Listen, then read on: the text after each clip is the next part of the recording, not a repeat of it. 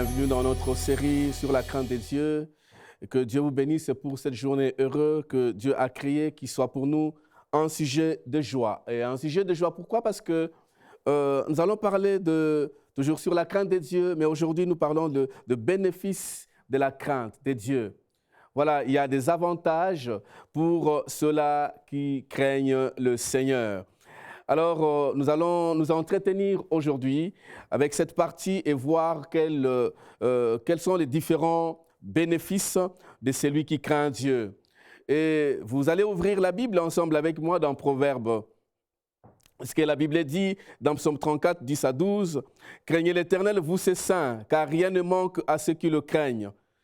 Les lionceaux éprouvent la disette, la faim, mais ceux qui cherchent l'Éternel ne sont privés d'aucun bien. Venez, mes fils, écoutez-moi, je vous enseignerai la crainte de l'Éternel. » Dans cette partie de la Bible et dans Psaume, nous allons voir ces différents bénéfices. Et le premier, c'est la source de vie. C'est le numéro 1. Je ne parle pas que je connais tout, je ne dis pas ça, mais j'ai pu trouver ces bénéfices dans ce passage. Alors, le premier point, c'est la source de vie. La source de vie pour les hommes et les femmes qui craignent le Seigneur.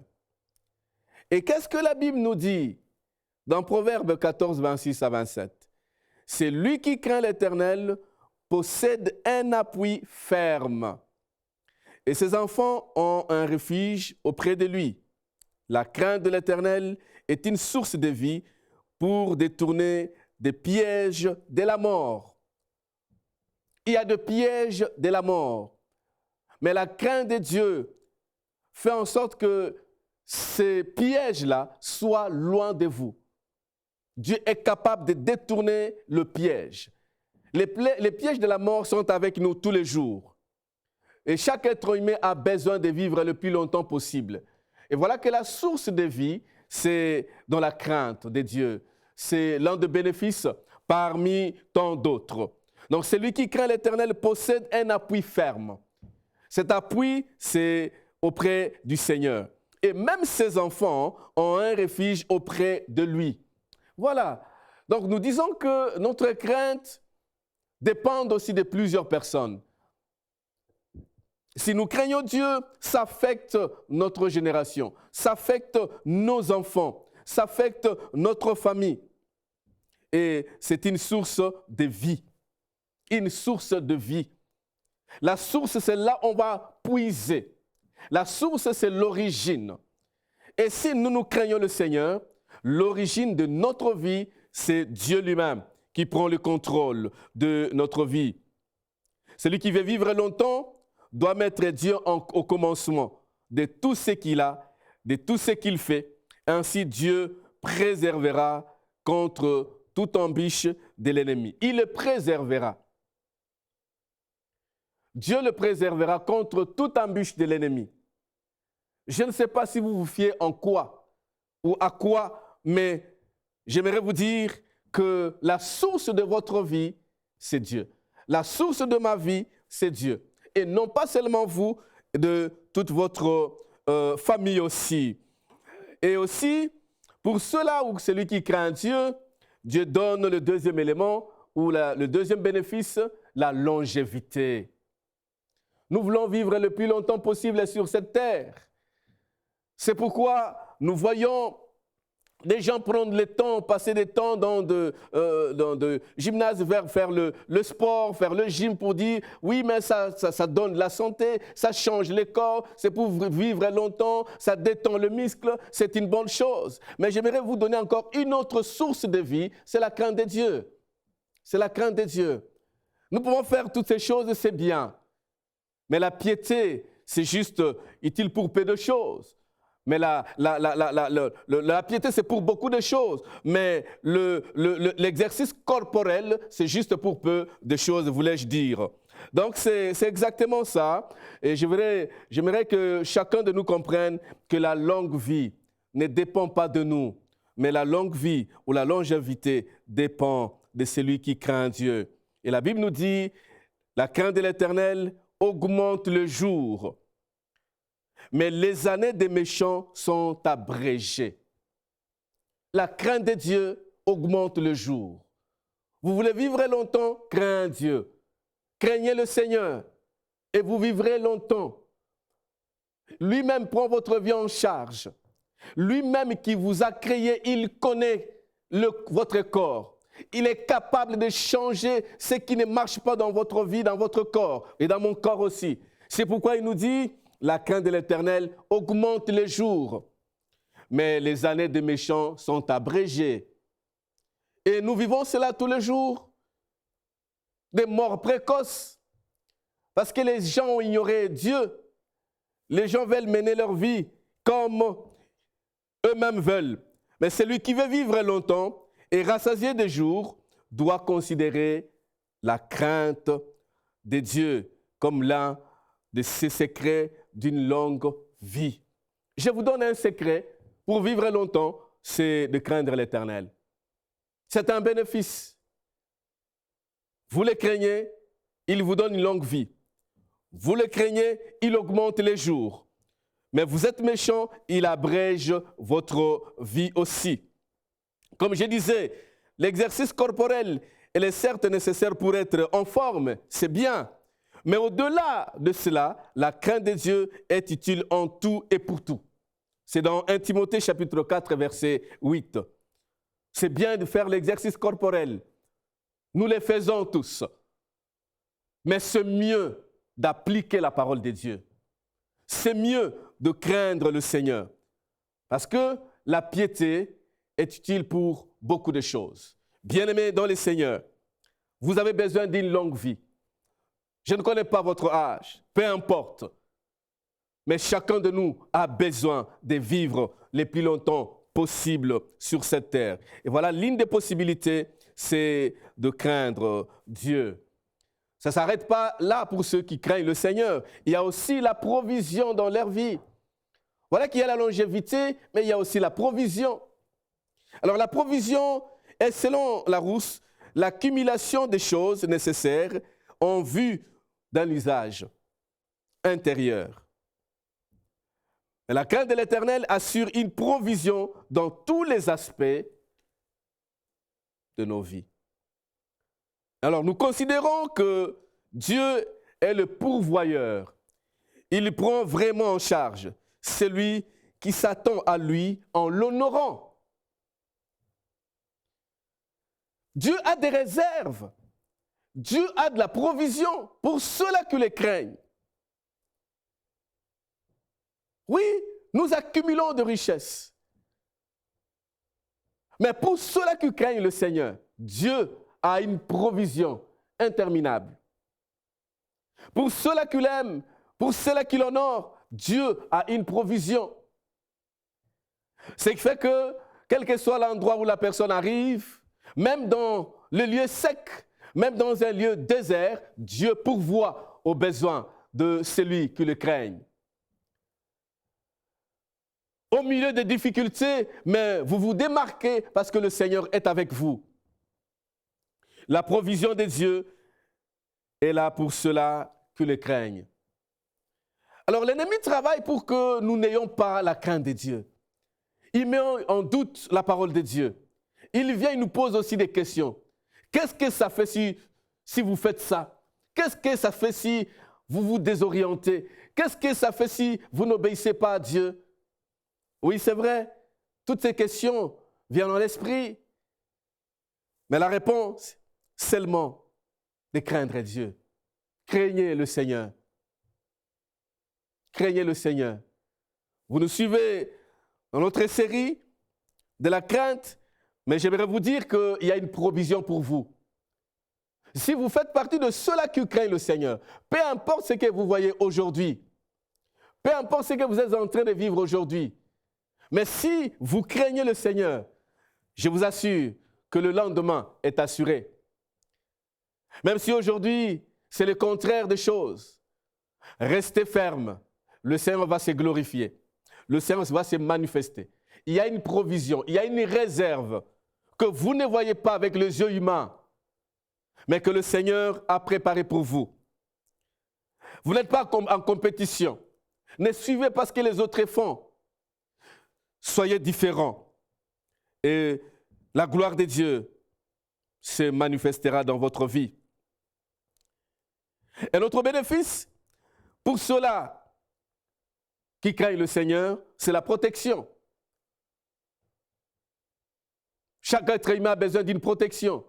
Il a besoin de la provision, il a besoin aussi de la protection. C'est pour cette raison, les gens vont aller chercher de fétiches. Ils vont chercher autre chose que Dieu. Ils vont adorer d'autres dieux. Ils vont se prosterner devant autre chose. Pourquoi? Parce qu'ils ont besoin de la protection. Ils vont toucher à la magie, ils ont besoin de la protection. Ils vont toucher à toutes sortes de sciences, ils ont besoin de la protection. Mais voilà que Dieu donne la protection gratuitement. Il la donne gratuitement pour celui ou celle qui craint Dieu. Alors la Bible nous dit, celui qui demeure sous l'abri du Très-Haut repose à l'ombre du Tout-Puissant. J'ai dit à l'Éternel, mon refuge et ma force, et ma forteresse, mon Dieu en qui je me confie. Psaume 91, versets 1 à 2. Les psalmistes nous donnent cette parole. Voilà la protection assurée. Celui qui demeure sous l'abri du Très-Haut, qui vous protège? En qui vous mettez votre confiance? Mais si nous demeurons sous l'abri du Très-Haut, l'Éternel, notre Dieu, prend soin de nous. Vous demeurez sous l'abri du Très-Haut, vous êtes à l'ombre du Tout-Puissant. Quel est cet esprit qui viendra vous détruire? Quelle est cette force qui viendra vous détruire, vous déstabiliser? Parce que vous êtes sous l'abri du Très-Haut. L'Éternel, Dieu des armées, il prend le contrôle de votre vie. C'est ça la vraie protection. Toutes les protections que nous pouvons chercher en dehors de Dieu, elles sont nulles. Parce qu'aucune personne ne peut garantir la protection. Aucun homme ne peut garantir la protection. C'est seulement Dieu. Et il dit ceci toujours dans Psaume 91, verset 14. Il dit, « Puisqu'il m'aime, je le délivrerai, je le protégerai, puisqu'il connaît mon nom. » Voilà. Connaître le nom de l'Éternel, servir le Seigneur, craindre Dieu, lui-même vous délivrera. C'est tellement simple que le Seigneur nous dit, parce que vous m'aimez, moi, à mon tour, je vous délivrerai. Parce que vous m'aimez, moi, à mon tour, je vous protégerai. Puisque vous connaissez mon nom. Connaître le nom du Seigneur, c'est de réaliser qu'il y a une intimité entre vous et lui. Il y a une relation personnelle entre vous et lui. Et Dieu veut que nous ayons une relation personnelle avec lui, qui est notre Père. Ce psaume est aussi appelé le psaume de la protection. Toutefois, sans la crainte de Dieu, manifestée par le respect de ses commandements, la foi de sa parole, à sa parole, et la mise en pratique, cette protection tant souhaitée ne se trouve malheureusement pas dans un environnement propice à sa manifestation. Pour que nous puissions réaliser la protection de Dieu, nous lui devons du respect et il est prêt de nous protéger. Il est prêt de prendre soin de nos vies. Nous avons besoin de cette protection-là tous les jours. Nous avons besoin de la protection de nos biens. Nous avons besoin que tout ce que nous avons soit certainement protégé. Mais où est-ce que nous pouvons trouver cette protection en dehors de Dieu? C'est seulement Dieu qui nous rassure. seulement Dieu qui nous garantit cette protection, bien-aimés dans les Seigneurs. C'est pourquoi je vous invite de ne pas tourner les doigts à Dieu, de ne pas abandonner Dieu, de ne pas aller loin de Dieu. Si vous n'avez pas encore connu le Seigneur, voilà un moment béni pour vous d'entrer en contact avec ces dieux créateurs et de vivre la protection du Seigneur. Peut-être vous dormez la nuit, vous voyez tellement de choses, vous êtes menacés dans votre sommeil, menacés dans votre travail, menacés partout. Mais je vous invite de venir chercher la protection de Dieu, de rester sous l'abri du Très-Haut. Sous l'abri du Très-Haut. On a peur de ceci, on a peur de cela, on a peur de telle ou telle personne. Mais si vous entrez dans le royaume de Dieu, vous habitez dans la maison du Père, bien-aimés dans les Seigneurs, votre vie sera bien protégée. Et vous allez dormir comme un enfant. Mais regardez ce qui vous arrive. Par moments, vous sursautez la nuit, pendant la nuit. Vous avez même peur d'entrer dans votre chambre. Vous êtes toujours accompagné parce que vous ne pouvez pas marcher seul. Vous savez pourquoi? Parce que vous n'avez pas la vraie protection. La vraie protection vient de notre Dieu. Il y a aussi le 5e point. Pour ceux-là qui craignent le Seigneur, il y a le succès. Il y a le succès. Qu'est-ce que la Bible nous dit dans Josué chapitre 1, verset 8? Que ces livres de la loi ne s'éloignent point de ta bouche, mais dites-le jour et nuit pour agir fidèlement selon tout ce qui est écrit, car c'est alors que tu auras du succès dans tes entreprises, c'est alors que tu réussiras. Oh, quelle parole merveilleuse! Tu réussiras dans ce que vous entreprendrez. Ah! Mais la condition de ne pas laisser la parole de Dieu, que ce livre, cela veut dire que la parole de Dieu demeure en vous, que ça ne s'éloigne pas de votre bouche. Qu'est-ce qui sort de votre bouche? Qu'est-ce que vous confessez? Le malheur? La souffrance?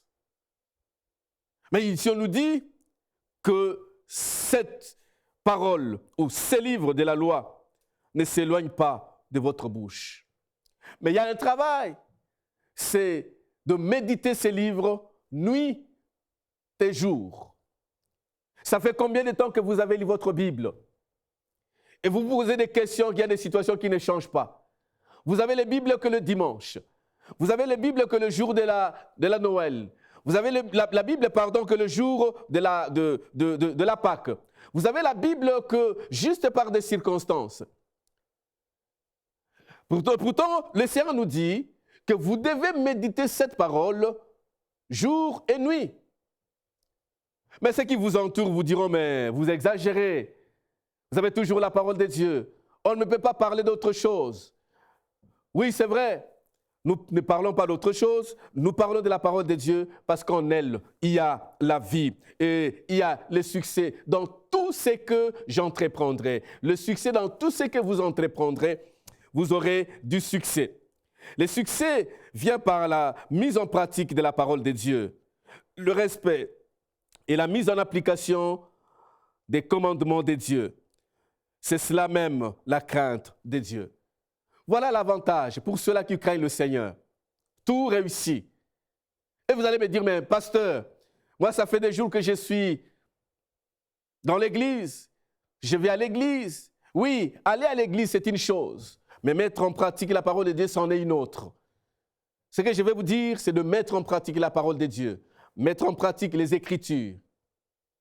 Et vous allez voir ce que le Seigneur fera avec vous. Les Écritures sont très importantes. Jésus lui-même a dit aux disciples, sondez les Écritures.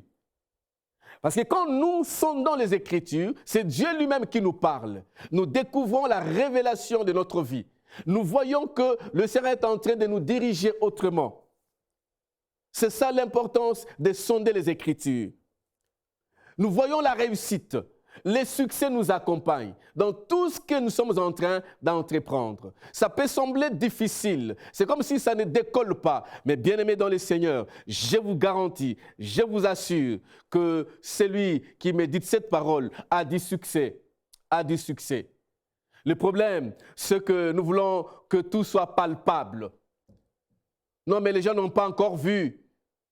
Continuez et vous allez voir la main de Dieu. Avancez encore en eau profonde et vous allez découvrir des choses. C'est ça. Quel avantage énorme que nous apporte la crainte de Dieu dans nos entreprises. Les succès s'attachent à nous et nous distinguent parmi plusieurs. Ça, c'est évident.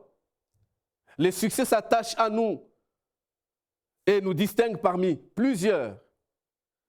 Mais vous suivez le Seigneur, vous priez, et je vois que tout est bloqué, tout ça c'est bloqué, ça ne marche pas. Qu'est-ce que fait votre Dieu? Essayez de vous examiner vous-même, au lieu de poser des questions à Dieu. Est-ce que je suis sur la voie? Est-ce que je respecte ce que le Seigneur me dit? Est-ce que je le crains? Vous êtes un pied dedans, un pied dehors, mais en train d'accuser Dieu. Écoutez, bien-aimés dans le Seigneur, notre Dieu est fidèle et il est toujours derrière sa parole pour l'accomplir. Dieu ne peut pas trahir sa parole. Dieu ne peut pas déshonorer sa parole. Et Dieu ne peut pas déshonorer ceux-là qui craignent sa parole, ceux-là qui obéissent à ses commandements. Alors, je crois que le Seigneur est avec vous. Quand vous entendez cette parole, quand vous recevez cette parole, je ne sais pas quel endroit, sur la route, en écoutant ces messages, ou bien en allumant la télévision, ou en allumant la tablette, vous allez suivre cet enseignement. J'aimerais vous dire, bien-aimés, nous devons nous conformer à la parole de Dieu. Nous conformer à la parole de Dieu et non nous conformer au siècle présent. Que le monde ne nous attire pas, que le monde ne nous éloigne pas.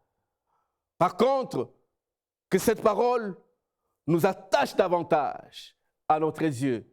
Et nous allons lui ressembler, être réellement à son image. Et tout ce que nous allons entreprendre aura du succès. Tout ce que nous allons faire aura la réussite. Il a dit ça à Josué et cette parole résonne même aujourd'hui. Ça n'a pas changé. Ça a le même effet, la même puissance qu'avait à l'époque de Josué. Alors, la crainte de Dieu nous réserve beaucoup de bénéfices. Je vais parler juste de ces 5 bénéfices. Mais il y en a beaucoup. Il y en a beaucoup. Il y a la guérison des dents. Il y a beaucoup de choses qui sont dedans quand nous craignons le Seigneur. Bien-aimés, que l'Esprit de Dieu vous aide, que l'Esprit de Dieu vous touche là où vous êtes, que l'Esprit de Dieu touche vos entrailles pendant que vous recevez cette parole et que l'Esprit de Dieu vous parle encore davantage. Quand vous allez suivre cette parole et que vous allez suivre respectivement les commandements de Dieu, vous ne serez pas déçus. Vous allez dire, Seigneur, merci parce que vous m'avez parlé. Seigneur, merci parce que vous m'avez aidé au travers de cet homme. Merci parce que vous m'avez aidé, parce que j'ai entendu cette parole. Merci parce que j'ai reçu la parole de vie. Et je crois qu'à partir de maintenant, ma vie a du succès. Je crois qu'à partir de maintenant, j'ai la protection. Je crois qu'à partir de maintenant, vous m'assurez une longue vie. Je crois qu'à partir de maintenant, j'ai la source de vie auprès de toi. Voilà ce que je voulais partager avec vous. Alors, j'aimerais vous poser une question. Avez-vous la crainte de Dieu dans votre cœur? Si vous avez la crainte de Dieu, dites merci Seigneur. Cette parole vient encore m'aider à aller plus loin. Cette parole m'a motivé. Et la deuxième question, si vous n'avez pas la crainte de Dieu, à partir de maintenant, changez votre direction. Changez votre vie. Changez ce que vous écoutez. Changez même les amis. Changez les choses. Changez la mentalité. Et prenez la mentalité du royaume. Et le Seigneur va frayer un chemin. Vous serez surpris de ce que le Seigneur va faire avec vous. Il n'attend que votre disponibilité. Il est prêt à agir. Il est prêt à opérer. C'est peut-être que vous êtes serviteur de Dieu, appelé au ministère, mais vous êtes en train de mélanger les choses. Vous ne décollez pas parce qu'il y a un mélange en vous. Jusqu'à ce que vous allez trier, vous allez sélectionner, vous allez faire le choix, la part des choses, de vous donner totalement, de vous consacrer totalement. C'est alors que vous allez voir les miracles de Dieu, la puissance de Dieu se déployer sur vous. Mais si vous demeurez à garder certaines choses pour vous-même, bien-aimés, le Saint-Esprit ne viendra pas travailler avec vous. Il n'est pas hypocrite. Il ne peut pas vous accompagner dans le mal. Il va vous accompagner dans le bien. Et le bien, c'est auprès du Seigneur. Le bien, c'est auprès de Jésus. Craignez le Seigneur. Craignez le Seigneur. Je m'adresse à vous, serviteurs, servants de Dieu. Craignez le Seigneur. Je m'adresse à vous, enfants de Dieu. Craignez le Seigneur. C'est un endroit où les gens sont en train de banaliser, de parler de n'importe quoi aux hommes de Dieu, aux églises. Je vous en supplie, craignez le Seigneur. Et le Seigneur vous accompagnera. Vous aurez du succès dans tout ce que vous entreprendrez dans le futur. Que le Seigneur, le Dieu plein d'amour, plein de miséricorde, soit avec chacun de vous et que Dieu nous bénisse. Merci. Au revoir. Cette émission est rendue possible grâce au précieux soutien des partenaires d'Enseigne-moi Canal International. Retrouvez tous nos programmes sur enseigne-moi.com.